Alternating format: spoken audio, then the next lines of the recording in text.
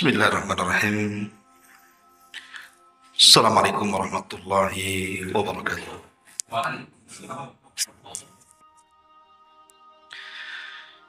Alhamdulillah wassalatu wassalamu ala rasulillah wa ala alihi wa sahbihi wa mawalah wa la hawla wa la quwwata illa billahi wa ba'du. Alhamdulillah, segala puja dan puji hanya milik Allah subhanahu wa ta'ala. Salawat dan juga salam kita hadiahkan kepada Rasul kita, Nabi besar Muhammad sallallahu alaihi wa ala alihi wasallam. Pembahasan di malam hari ini biasa pembahasan nasihat,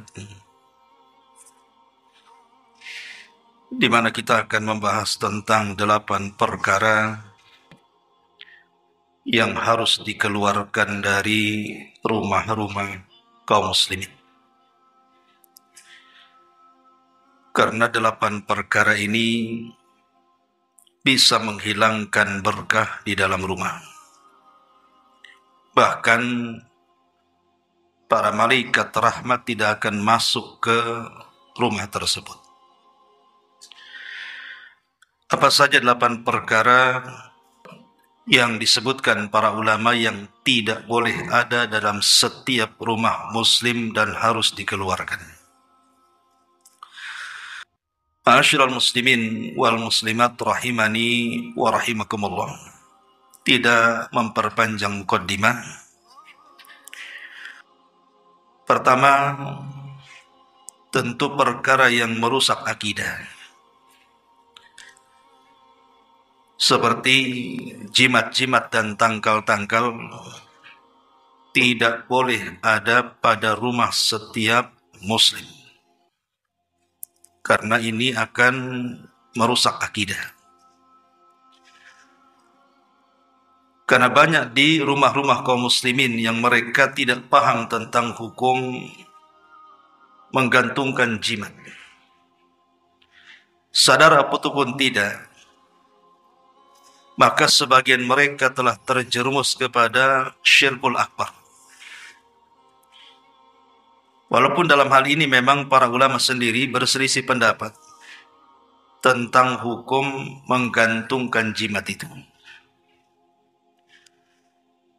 Kalau mereka meyakini bahwa yang mendatangkan manfaat ataupun yang mencegah madarat itu adalah Allah, tetapi mereka menjadikan sebab gantungan-gantungan jimat-jimat dan tangkal-tangkal ini, maka menjadikan sebab yang bukan sebab itu masuk pada kategori syirkul asghar, syirik kecil. Tetapi ulama akidah mengatakan bahwa sekecil-kecilnya kesyirikan tetap dosanya lebih besar dibandingkan dosa besar. Artinya walaupun itu syirkul asghar, syirik kecil, tapi lebih besar dosanya dibandingkan zina, dibandingkan membunuh, dibandingkan berjudi, minum khamar dan yang semacamnya. Tetapi kalau seandainya keyakinannya bukan hanya menjadikan sebab yang bukan sebab, tetapi keyakinannya memang tangkal dan jimat itulah yang kemudian mendatangkan manfaat ataupun mencegah sebuah madarat, maka tidak syak lagi ini masuk pada kategori syirkul akbar, syirik besar, dan pelakunya keluar dari Islam. Kalau dia meyakini bahwa jimat-jimat dan tangkal-tangkal itu yang mendatangkan manfaat atau mencegah madarat. Tapi umumnya masyarakat kaum muslimin tidak bisa membedakan apakah dia sedang menjadikan sebab ataukah sedang menjadikan zat jimat itulah yang membawa manfaat. Karena kan perbedaannya hanya tipis saja. Yang satu meyakini zatnya, yang satu meyakini sebabnya.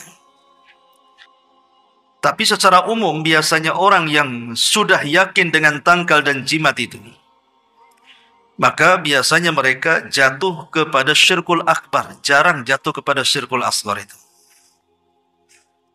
Makanya ini yang pertama, kalau bisa jangan sampai ada tangkal, ada jimat, ada rajah dan yang semacamnya, karena ini merusak akidah.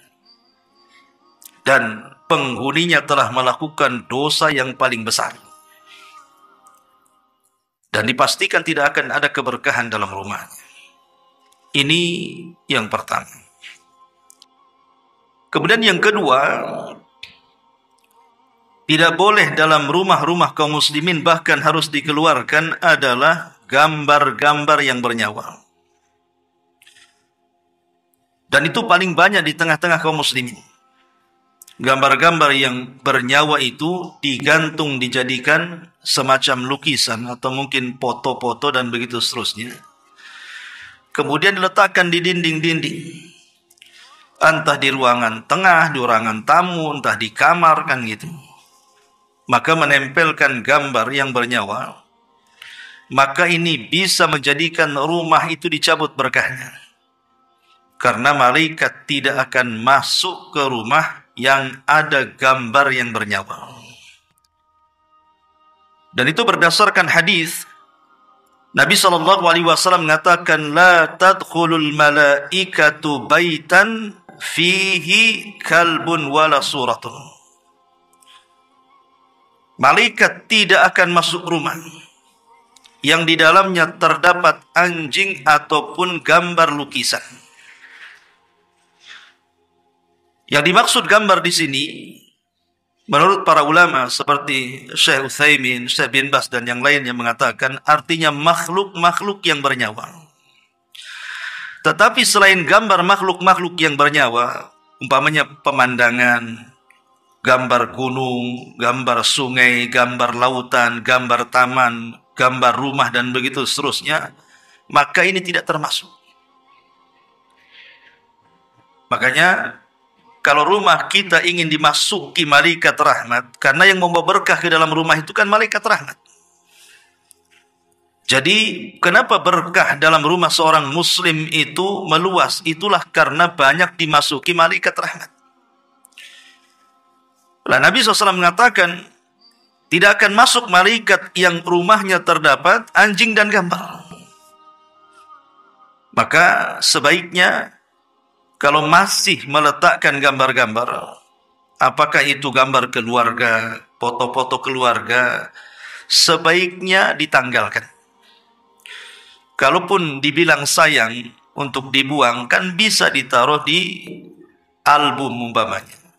Kemudian diletakkan di lemari kan itu ya. Yang kapan-kapan bisa dilihat. Tidak harus kemudian dipajang.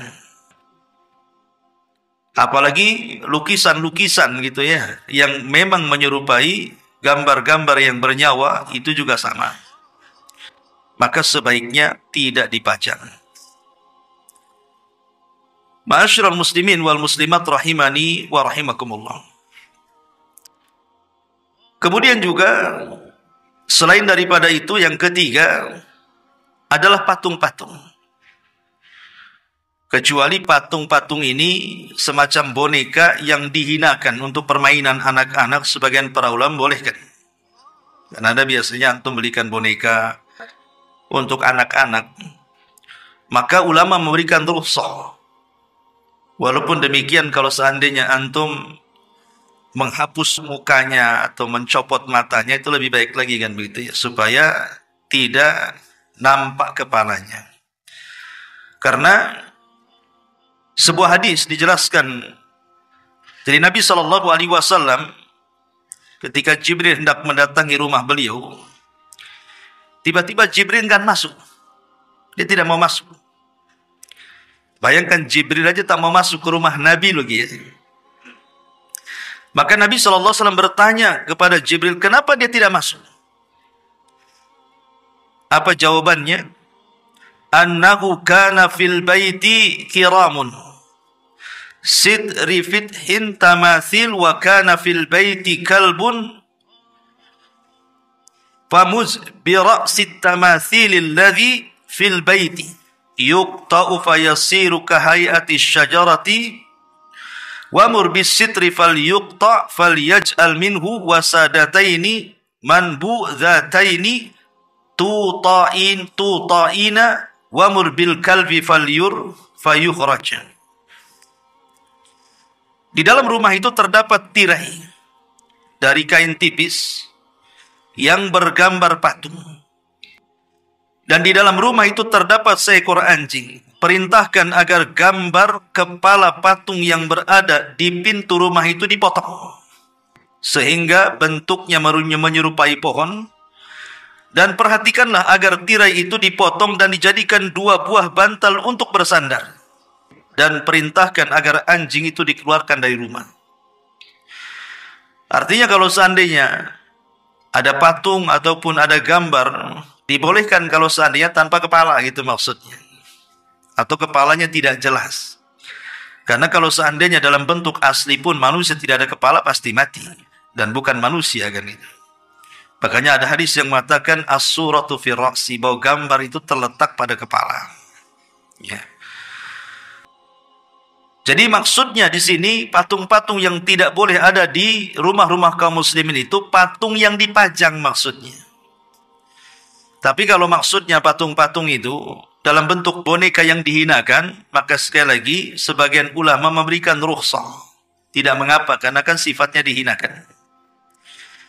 Karena alasan zaman dulu kenapa kemudian tidak boleh meletakkan patung-patung itu, karena sebagian mereka menyembah patung-patung itu hulu, ya, ekstrim, ya.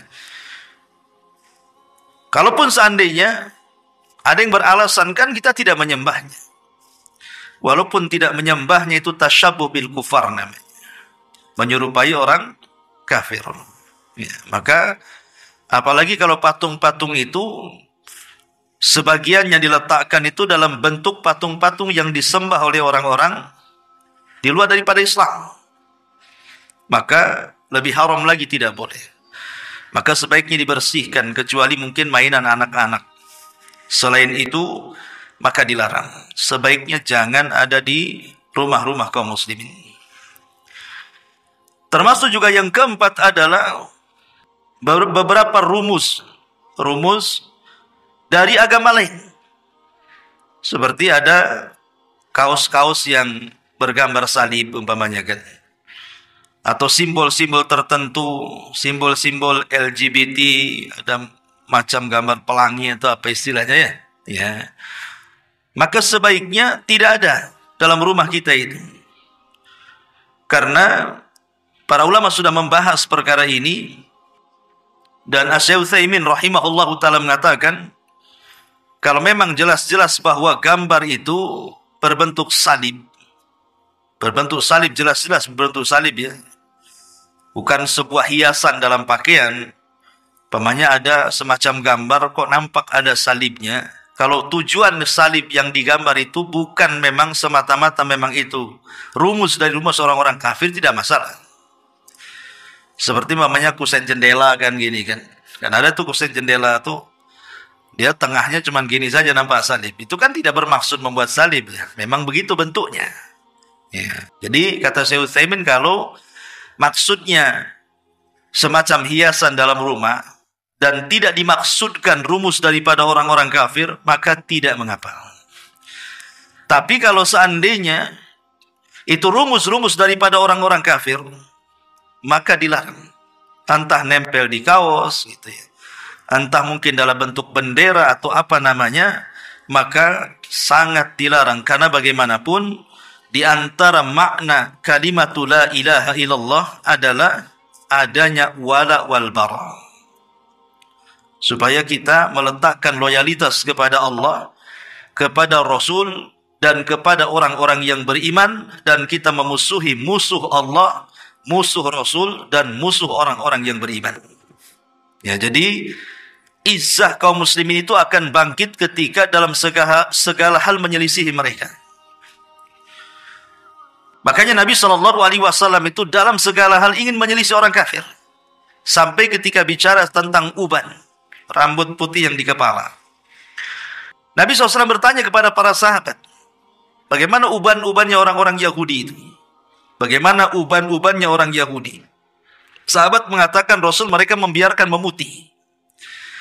Maka Nabi SAW mengatakan, "Idzan kalau begitu," kata Rasul, "warnai uban-uban kalian, tapi jauhi warna hitam." Rasul mengatakan, warnai rambut-rambut kalian, tetapi jauhi warna hitam. Dan dari sini, maksud mewarnai rambut yang dianjurkan dan disunnahkan itu maksudnya rambut yang beruban. Kalau rambutnya masih hitam, ngapain pula kemudian dicat di warna-warni coba? Dicantik-cantik hitam. Orang yang putih pengen hitam, ini pula hitam diputihkan. Ya. Jadi intinya bahwa Rasul itu dalam segala hal ingin menyelisihi orang-orang kafir. Sampai dalam hal makan saja. Nabi SAW kenapa melarang ketika kita ini berbuka atau sahur? Kata Nabi SAW, "La yazalu ummati bi khairin." Akan senantiasa umatku di atas kejayaan ma'ajjalul fitrah. Ketika mereka menyegerakan berbuka. Berbuka itu kan urusan makan. Lalu apa urusannya dengan kejayaan? Apa gara-gara makan Islam akan kuat? Bukan masalah makannya, tapi masalah penyelisihan terhadap ahli kitab. Karena ahli kitab juga puasa, kita juga puasa masalahnya. Cuman kalau kita puasa bukanya ketika maghrib, tapi mereka bukanya ketika malam sudah menutup dan bintang sudah bermunculan. Makanya jangan sampai kemudian bintang muncul, kita pula belum berbuka. Segerakan berbuka, semata-mata matahari tenggelam, berbuka. Untuk menyelisih orang kafir. Karena dalam penyelisihan itulah terdapat kejayaannya di situ. Makanya kenapa Umar bin Khattab saja sampai merubah penanggalan Masehi kepada Hijriah kan? Supaya menyelisihi mereka. Maka sangat disayangkan ada beberapa kaum muslimin yang terkadang saking gandrungnya dengan pemain-pemain bola yang kafir. Itu sampai kemudian rumus-rumus yang biasa mereka pakai juga yang merupakan simbol-simbol Yahudi atau simbol-simbol Nasrani yang ada di kaos-kaos itu. Mereka loh pakai juga. Mana izahnya kaum muslimin sehingga harus tasyabuh dengan mereka? Bukankah Rasul yang mengatakan man tasyabbaha biqaumin fahuwa minhum? Barang siapa yang tasyabuh dengan sebuah kaum, maka dia termasuk kaum itu. Wa man yatawallahum fa innahu minhum. Barang siapa yang berwala kepada mereka, maka dia termasuk mereka. Ma'asyiral muslimin wal muslimat rahimani wa rahimakumullah. Ini yang keempat. Kemudian yang kelima, anjing. Tidak boleh di rumah-rumah kaum muslimin ada anjing. Karena bukan hanya malaikat tidak akan masuk.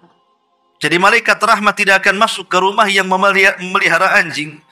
Tapi lebih daripada itu, Nabi SAW mengatakan, "Maniktana kalban illa kalba masyiatin au kalba saydin naqasa min amalihi kulla yaumin qirat." Siapa yang menjadikan anjing rawatannya. Sekarang kan kadang-kadang ada anjing yang lucu-lucu tuh, yang kecil-kecil itu. Lebih lucu pula daripada kucing dia. Lebih lucu pula dari kelinci. Bahkan dijadikan kontes pula ya. Bahkan bangga pula kalau dia menang.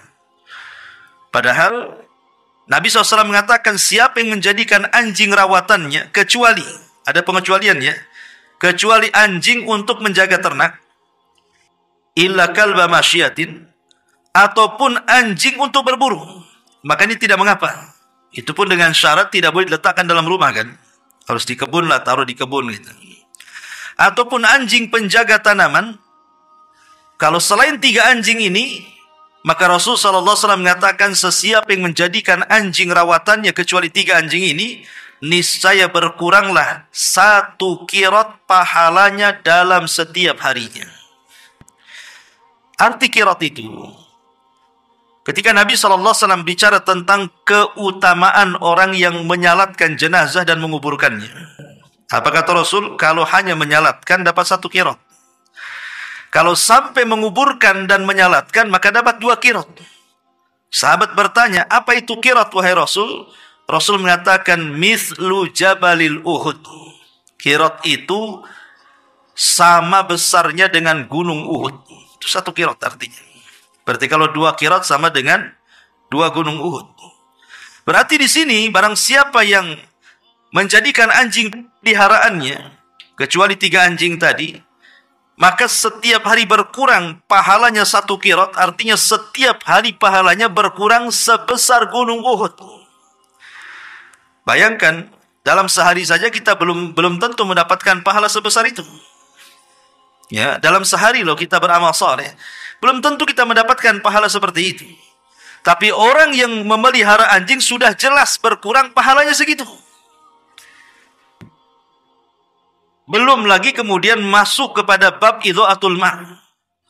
Ya, menghambur-hamburkan harta kan begitu. Karena memelihara anjing itu makanannya pun tidak sembarang. Tidak mungkinlah anjing dikasih makanan yang kita makan pun tak mau juga. Sayur asem, ikan asin, mana mau. Itu ada sendiri kan. Peletnya pun mahal-mahal tuh. Belum lagi perawatannya, kepesoknya, belum lagi, macam-macam. Belum lagi suntik, macam-macam. Ya, sampai pasir untuk beraknya saja mahal gitu. Itu termasuk idha'atul mal tuh. Ya, idha'atul mal itu namanya menyia-nyiakan harta. Dan itu juga akan ditanya setiap harta yang dikeluarkan untuk sesuatu yang tidak ada manfaatnya. Bayangkan dalam 1 hari untuk perawatan anjing yang cantik-cantik itu melebihi makan orang miskin. Ya kan, melebihi makan orang miskin. Jangankan anjing, kucing saja udah terasa tuh. Untuk merawat kucing yang mungkin yang bukan kampung lah ya. Kalau kampung kayak kita semua dimakan ya. Tapi kayak kucing Persia, kucing Anggora atau yang semacamnya dengan berbagai macam jenisnya itu kan perawatannya luar biasa tuh. Ya. Jadi di sisi dari mana saja memelihara anjing itu madaratkan, apalagi anjing ini najisnya lebih tinggi dibandingkan najis babi. Karena Nabi SAW ketika bicara soal najis anjing tidak seperti najis babi. Padahal babi itu jelas-jelas haram kan. Tapi anjing itu najisnya lebih besar dibandingkan babi. Karena kalau seandainya seseorang terjilat dengan liurnya anjing, itu harus dicuci 7 kali plus dengan tanah. Itu masalahnya. Dan tidak ada najis yang paling besar melebihi najis liurnya anjing. Karena pensyariatannya itu kalau najis biasa kan kata Nabi berdasarkan ijma kesepakatan ulama, kalau najis biasa dicuci 3 kali sudah selesai. Umpamanya antum nginjak kotoran manusia kan najis tuh, keinjak tanpa sandal. Cukup dicuci 3 kali selesai. Sudah sah. Artinya sudah hilang najisnya kan. Tapi kalau kejilat anjing ini beda. Ya. Tidak cukup 3 kali basuhan, harus 7 kali basuhan plus dengan tanah lagi. Kenapa dengan tanah coba? Rupanya Nabi SAW ketika para ulama fikih berbicara, bisa nggak tanah itu digantikan dengan sabun? Maka sebagian ulama mengatakan tidak bisa. Kenapa? Karena bakteri anjing, bakteri yang terdapat liur anjing itu tidak bisa dihilangkan kecuali dengan tanah. Itulah bagaimana hikmahnya kenapa harus dengan tanah. Ya, sampai seperti itu gitu ya. Apalagi kemudian para malaikat tidak akan masuk yang ada anjingnya di situ. Selucu apapun anjingnya, malaikat tidak akan masuk. Ya, ini perkara yang berapa tadi? Yang kelima. Ya, maka jangan sampai ada perkara-perkara di rumah kita, salah satunya anjing. Kemudian juga yang selanjutnya adalah alat-alat yang melalaikan. Alat-alat yang melalaikan. Terkadang ada alat-alat yang mubah, tetapi akhirnya karena penggunaannya berlebihan, akhirnya melalaikan. Bahkan sampai melalaikannya ini tingkat keharaman. Sampai melalaikan sholat, sampai melalaikan zikir, sampai melalaikan membaca Quran, sampai melalaikan mendengar pengajian dan begitu seterusnya. Contohnya seperti alat-alat musik. Apalagi Nabi Allah Subhanahu wa taala juga berfirman dalam Al-Qur'an, "Wa minan nasi man yashtari lahwal hadis." Nanti di akhir zaman ada manusia-manusia itu yang memperjualbelikan lahwal hadis. Lahwal hadis itu ucapan-ucapan yang tidak ada faedahnya. Ulama mentafsirkan maksudnya di sini adalah nyanyian-nyanyian. Coba nyanyian-nyanyian itu ada faedahnya tidak? Tidak. Tapi kalau membaca Quran atau mendengar Quran jelas faedahnya. Berzikir atau mendengar orang yang berzikir ada faedahnya. Berceramah atau mendengar ceramah ada faedahnya. Ya, tetapi mendengar lagu ini apa faedahnya coba? Kebanyakan hanya mengeraskan hati saja. Apalagi ternyata anehnya kita ini ada sebagian kaum muslimin yang awam ya tentunya. Apabila mendengar instrumen lagu dan lagunya itu mungkin mengenang nostalgia di masa lalu dia, tak karena putus cinta atau apa, bisa menangis dia. Saya bayangkan.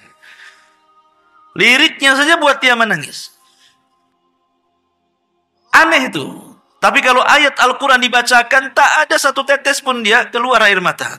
Itulah kerasnya hati. Siapa yang mengeraskan coba? Ya lagu-lagu itu yang mengeraskan dia. Yang menjadikan hati keras itu karena nyanyian-nyanyian itu.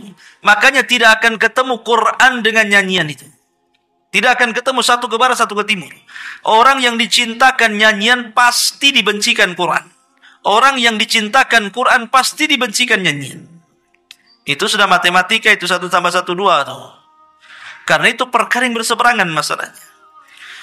Maka sebaiknya janganlah disimpan alat-alat seperti itu, keluarkan dari rumah. Karena itu melalaikan. Melalaikan sekali, dan tentang hukum, tentang masalah musik, lagu pun sudah dibahas oleh para ulama. Ya. Ma'asyiral muslimin yang dimuliakan Allah Azza wa Jalla. Kemudian termasuk yang selanjutnya yang nomor 6 adalah bejana-bejana yang terbuat dari emas dan perak. Bejana-bejana yang digantung, pamannya jam dinding dari emas. Ya, kemudian piring-piring dipajang-pajang di lemari dari emas, dari perak gitu ya. Maka tidak boleh. Ya. Tidak boleh menggantungkan sesuatu yang dilarang. Walaupun sebenarnya emas itu tidak najis. Ya, tetapi ini akan menyakitkan hati orang-orang fakir dan miskin. Mereka susah makan, susah minum, susah mencari pekerjaan, mencari penghidupan. Ini pula emas dijadikan jam dinding pula. Sebab apa enggak sakit hati itu? Hati orang-orang kafir itu. Bagus disedekahkan kepada mereka, jelas manfaatnya. Ya, karena jam dinding itu kan banyak gitu. Kenapa mesti dari emas? Menghambur-hamburkan waktu saja. Jam dinding dari plastik saja sama juga waktunya. Kalau jam 6 ya sama, kecuali lobet aja baterainya kan. Bukan masalah emas atau plastiknya ya. Itu masalah baterainya yang lobet. Kalau seandainya beda waktunya atau habis baterainya. Tetapi yang jelas bahwa menggantungkan bejana-bejana dari emas dan perak, maka ini sangat dilarang. Jangankan menggantungkan yang tidak ada faedahnya. Seandainya dijadikan faedah, anggaplah piring itu digunakan untuk makan. Tapi piring itu terbuat dari emas dan perak. Atau sendoknya lah yang terbuat dari emas perak. Atau garpunya. Atau mungkin pisaunya dan begitu seterusnya. Maka Nabi SAW mengatakan, La tashrabu fi aniyati zahabi wal fiddah. Wa la ta'kulu fi sihafihima. Fa inna lakum fid dunya wa lakum fil akhirah. Kata Nabi SAW, janganlah kalian minum dengan gelas ataupun piring yang terbuat dari emas dan perak. Karena sesungguhnya bejana-bejana tadi itu untuk mereka orang-orang kafir di dunia dan untuk kalian orang-orang yang beriman di sorga. Jadi kalau kita menggunakannya berarti tasyabbuh dengan orang kafir gitu maksudnya.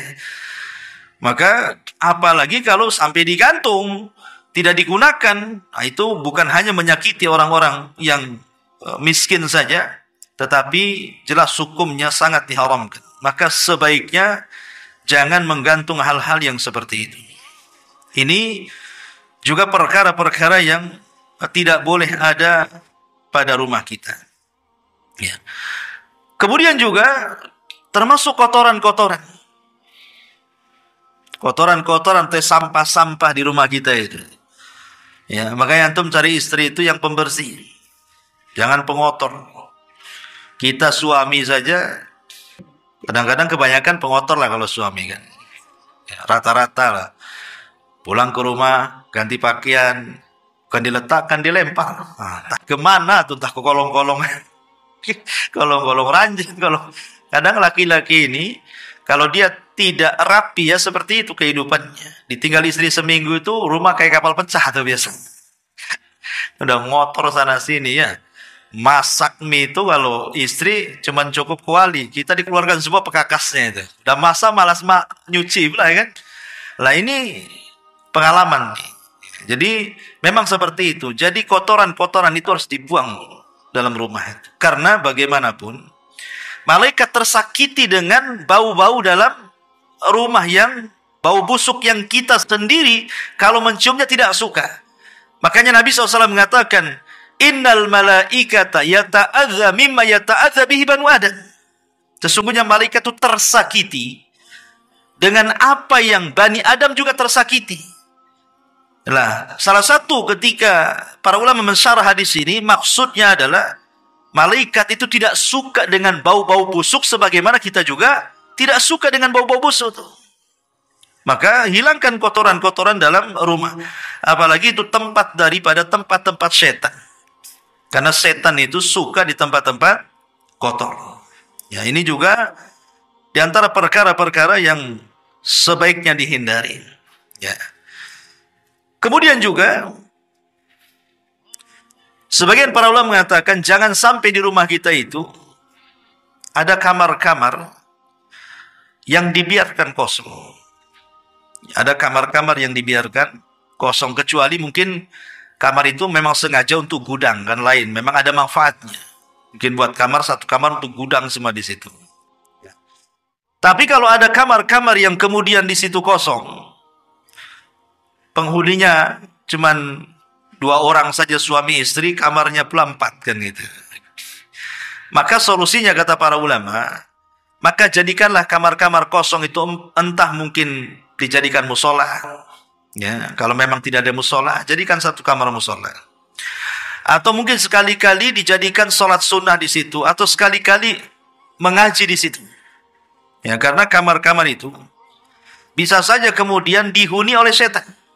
Jadi kamar-kamar kosong itu biasanya dihuni oleh setan. Lah karena inilah kemudian para ulama memberikan solusi seperti itu. Karena ada hadis yang mengatakan tentang masalah kamar kosong itu akan dihuni oleh kalangan jin. Makanya sekali-kali ngaji di situ, sekali-kali zikir di situ. Jangan sampai kemudian rumah kita seperti kuburan. Lah inilah diantara kata para ulama yang menjadikan kenapa rumah kita ini tidak berkah. Ya tentu lebih daripada itu adalah perkara-perkara maksiat.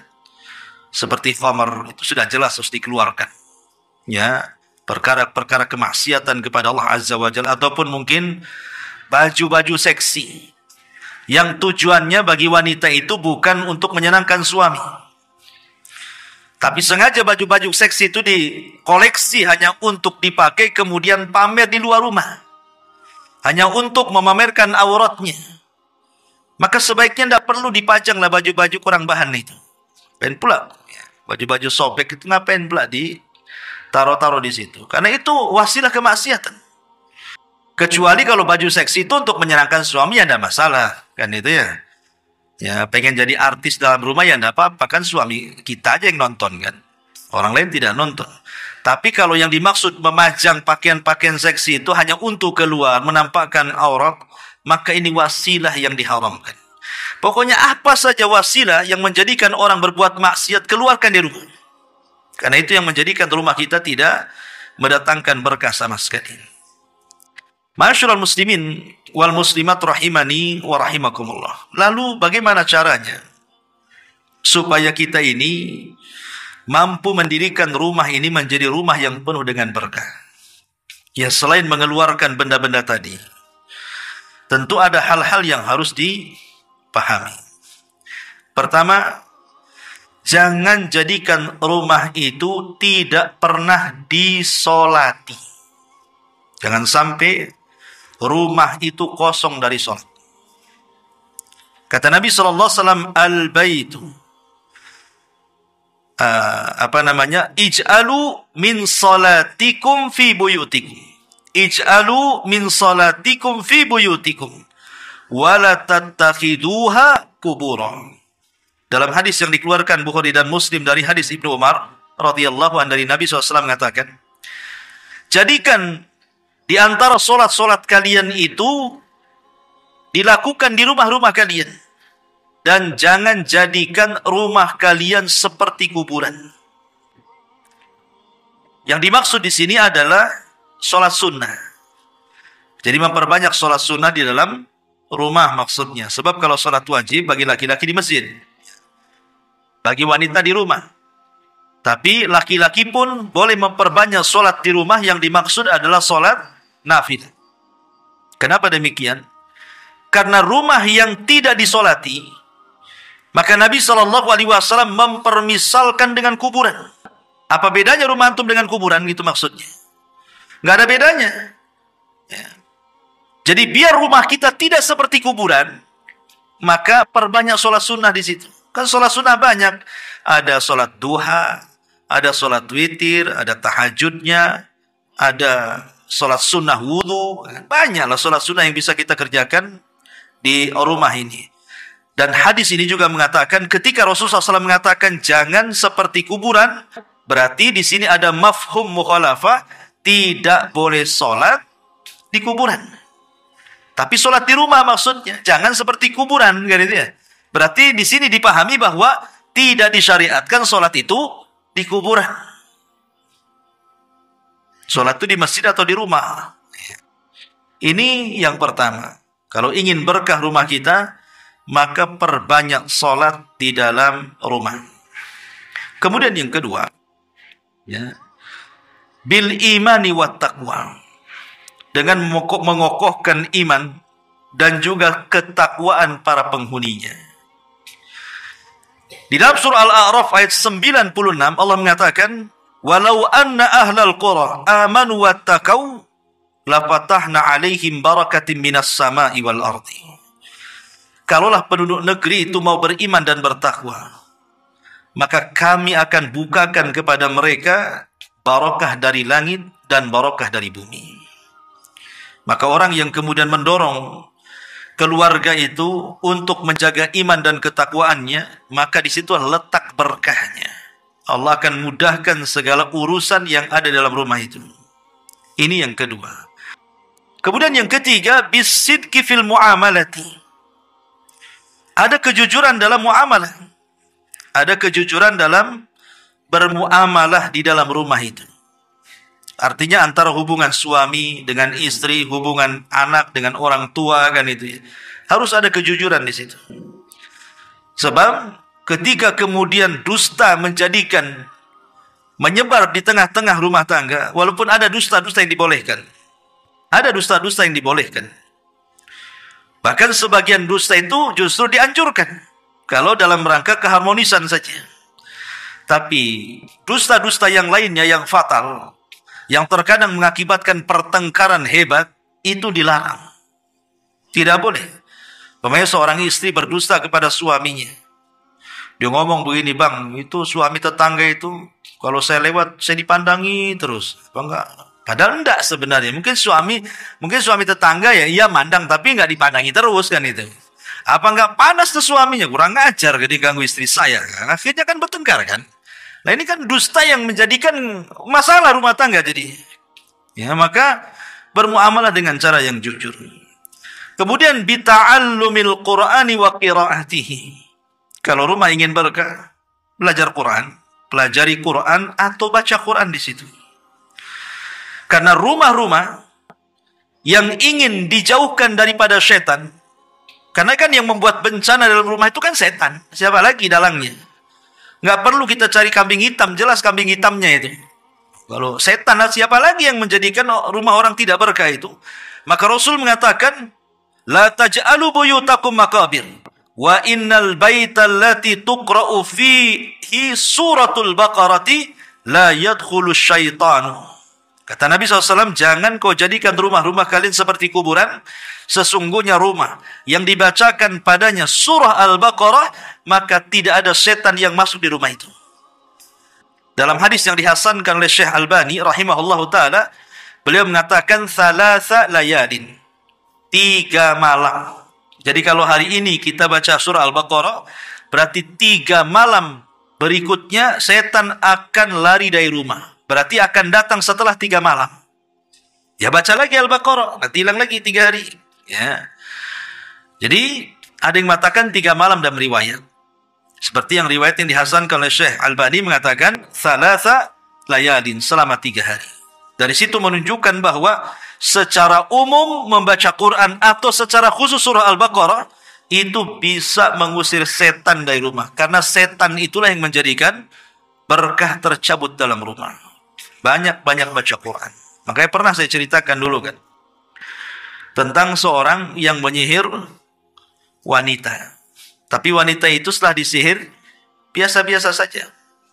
Dan saya mendapatkan cerita ini dari Syekh Utsman Khamis, hafizahullah ta'ala. Jadi beliau mengatakan ada seorang yang benci dengan seorang wanita, kemudian datang ke dukun. Kemudian minta wanita itu disihir. Kata dukun, ini bayarannya mahal. Tidak apa-apa, asal kau sihir wanita ini. Tapi setelah 3 hari dari penyihiran itu, wanita itu tidak ada apa-apanya. Biasa-biasa saja. Tak nampak kena sihir.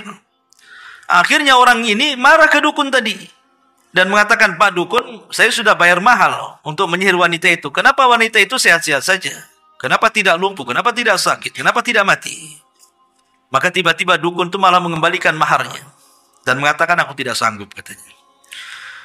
Tetapi kalau engkau mau juga menyihir dia, aku punya guru. Datanglah ke guru ini. Datanglah ke penyihir yang kedua. Nasibnya sama, tidak bisa juga dia menyihir wanita itu. Tapi sang dukun yang kedua mengatakan, aku punya kawan, dukun juga. Ini dukun asli. Kalau dukun asli itu mungkin kayak dokter kan. Kalau nggak sanggup, ya saya bukan spesialis dalam, ini spesialis tulang ke sana kan gitu ya. Itu kalau dukun asli. Kalau dukun palsu nggak mungkin. Bisa-bisa kan itu. Kenapa kok itu nggak mati? Kamu sih syaratnya kurang katanya. Nah dia cari alasan. Ya, tambah lagi lah duitnya. Lama-lama kabur dia. Itu dukun palsu, penipu, ya kan? Nah, akhirnya setelah disihir ketiga kalinya, sama juga tidak bisa, tidak mempan. Marahlah orang ini, akhirnya dikembalikan maharnya, baru dia bercerita, kenapa wanita itu tidak disihir dan tidak bisa disihir. Maka kemudian dukun ini bercerita, karena khadim saya, maksudnya jin saya yang saya kirim ke sana, memberitahu bahwa wanita itu setiap malam membentengi dengan membaca surah Al-Baqarah. Wanita itu, ya sekalipun oke lah. Makanya Syekh Utsman Khamis, hafizahullah ta'ala, ketika menceritakan hal ini, dia mengatakan, ya, andai kata cerita ini tidak benar, katanya. Karena dia juga dapat cerita dari muridnya. Ya. Andai kata kisah ini tidak benar, maka kita tetap yakin bahwa orang yang mau mendawamkan membaca surah Al-Baqarah itu tidak mungkin diserang sihir.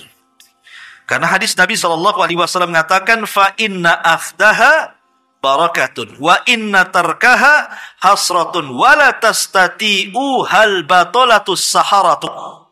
Rasul yang mengatakan dalam hadis yang sahih, siapa yang mengambil surah itu dapat berkah, siapa yang meninggalkannya akan mendapatkan kerugian, dan tidak ada satupun tukang-tukang sihir yang sangat ganas mampu menyakitinya. Ini nas hadis seperti itu. Jadi kalaupun tidak ada cerita tadi, cukuplah dengan hadis ini kita yakin bahwa orang yang menjaga surah Al-Baqarah tidak mungkin didekati syaitan. Tapi secara umum, semua ayat Al-Quran itu sangat ditakuti syaitan. Apalagi ayat-ayat khusus seperti ayat kursi, ataupun mu'awwidhataini, qul a'udzu birabbin nas, qul a'udzu birabbil falaq, ataupun 2 ayat di akhir surah Al-Baqarah, dan begitu seterusnya. Kemudian juga, biar rumah kita ini semakin berkahlah, bis sadaqati waz zakati wal kasbil halal. Perbanyak sedekah, tunaikan zakat, dan cari usaha yang halal. Nabi SAW bersabda, inna hadzal mala hadiratun khulwatun, faman akhadahu bisakhawati nafsin burika lahu fi, wa man akhadahu bi israfi nafsin lam yubarak lahu fi, kalladhi ya'kul wa la yasba, al yadul ulya khairun min yadi sufla. Kata Rasul, harta ini memang hijau dan manis. Barang siapa yang mengambilnya karena kerelaannya, maka dia akan diberkahi dalam hidupnya. Siapa yang mengambilnya dengan cara yang berlebihan, artinya dengan cara haram, dengan cara zalim, dengan cara menyakiti, maka tidak akan diberkahi selamanya, seperti orang makan tidak kenyang, kata Rasul. Dan ingat, tangan yang di atas jauh lebih baik dibandingkan tangan yang di bawah. Maka kalau ingin berkah, perbanyak sedekah, cari pekerjaan yang halal, tunaikan zakat. Kemudian yang selanjutnya, bil istighfar. Dengan memperbanyak istighfar, memperbanyak kalimat astagfirullah, astagfirullah, astagfirullah. Karena saat Nuh alaihi salatu wassalam, di zamannya pernah terjadi paceklik 40 tahun. Itu di zaman Nuh pernah terjadi paceklik 40 tahun lamanya. Sampai karena lamanya bertahun-tahun terjadi paceklik, banyak manusia kelaparan. Banyak manusia kekurangan makanan. Karena hewan-hewan sudah pada mati juga. 40 tahun tidak turun hujan, kekurangan air juga. Akhirnya kemudian kaum Nuh ini meminta solusi kepada Nuh alaihi salatu wassalam. Maka akhirnya Nuh memberikan solusi, dan solusinya itu tertuang dalam surah Nuh ayat 10-12. Apa kata Nuh? Faqul tustaghfiru rabbakum innahu kana ghaffara. Yursilis samaa 'alaikum midrara wa yumdidkum bi amwalin wa banin wa yaj'al lakum jannatin wa yaj'al lakum anhara. Kata Nuh kepada kaumnya, perbanyak istighfar. Terlampau banyak dosa yang kalian lakukan, perbanyak istighfar. Karena Rabb kalian adalah Maha Pengampun. Maka kalau kalian memperbanyak istighfar, kata Nuh, yursilis sama alaikum midrara. Allah akan menghujani kalian dengan hujan lebat. Wa yumdidkum bi amwali wa banin. Bahkan dengan istighfar itu Allah akan memperbanyak harta dan juga keturunan. Wa yaj'al lakum jannatin wa yaj'al lakum anhara. Dan Allah akan jadikan kebun-kebun kalian menghijau dan sungai-sungai kalian teraliri dengan deras. Ini tercantum dalam surah Nuh. Berarti orang yang memperbanyak istighfar, semua kesulitannya akan diangkat. Semua kebingungannya akan hilang. Dan akan mendapatkan rizki dari arah yang tidak disangka-sangka. Kata Rasul, man lazimal istighfar, ja'alallahu min kulli dhikin makhraja wa min kulli hamin faraja wa razaqahullahu min haitsu la yahtasib. Siapa yang melazimkan istighfar dalam satu hari itu entah berapa kali, nggak usah dihitung, maka dalam setiap kesempitannya akan datang kelapangan, dalam setiap kebingungannya akan datang kebahagiaan, dan akan datang rizki dari arah yang tidak disangka-sangka. Itulah kehebatan istighfar. Kemudian juga, kalau rumah kita ingin berkah adalah di mana para penghuninya, mereka berusaha untuk mengeluarkan kata-kata yang santun. Tidak mencaci, tidak memaki, tidak melaknat, tidak menghina sesama para penghuni rumah itu. Karena ada di rumah-rumah kaum muslimin itu yang kebiasaannya itu suka mencela. Kadang-kadang mengeluarkan kata-kata binatang. Ya, ketika marah itu dikeluarkan tuh kata-kata binatang. Atau mungkin karena sudah latah gitulah, terkadang keluar kata-kata kotor. Ini penghuni rumah, kalau lisannya tidak dijaga, yang keluar adalah kalimat-kalimat yang kotor, tidak akan berkah dalam hidupnya. Tidak akan berkah dalam hidupnya. Karena laknatan, celaan, hinaan, itu semua dorongan setan. Berarti di rumah itu banyak setan. Di rumah itu banyak setannya. Berarti harus diruqyah itu satu-satu orangnya itu. Ya. Kemudian juga, wal barakatu kullal barakati. Tentu barokah di atas barokah. Kalau rumah kita ini ingin penuh berkah, bahkan di atas berkah lagi, adalah ittiba'u Muhammadin sallallahu alaihi wasallam. Ikutilah sunnah Nabi. Dalam segala hal dalam rumah itu, mulai dari masuk rumah, baca basmalah, mengucapkan salam, sebagaimana Rasul mengatakan kepada Anas, wahai Anas, idza dakhalta ila ahlik fasallim alaihim. Fasallim alaiha. Wahai Anas, kalau engkau pulang menuju keluargamu, ucapkan salam kepadanya. Karena itu akan membawa keberkahan kepadamu dan kepada keluargamu. Cuma ringan saja baca basmalah, kemudian salam. Ya. Kemudian masuk rumah, kalau mau makan ya baca basmalah, makan dengan tangan kanan, makan dengan duduk. Ya. Dan begitu seterusnya. Pokoknya kalau bisa sunnah-sunnah walaupun remeh-temeh ataupun besar, kerjakan. Pasti berkah tuh hidupnya. Tapi kalau sunnah itu sedikit demi sedikit hilang dari rumah kita, masuk kamar mandi nggak pernah berdoa, mau tidur ya tidak pernah berdoa kan gitu ya. Pergi dari rumah tidak berdoa, masuk tak ada salam, itu kacau rumah itu. Pasti hilang berkah dari dalam rumah. Walaupun sederhana ini. Makanya kata para ulama, wal barakatu kullil barakati wal barakatu kullal barakati fittiba'i Muhammadin SAW. Maka kalau ingin mendapatkan berkah di atas berkah, maka ikutilah sunnah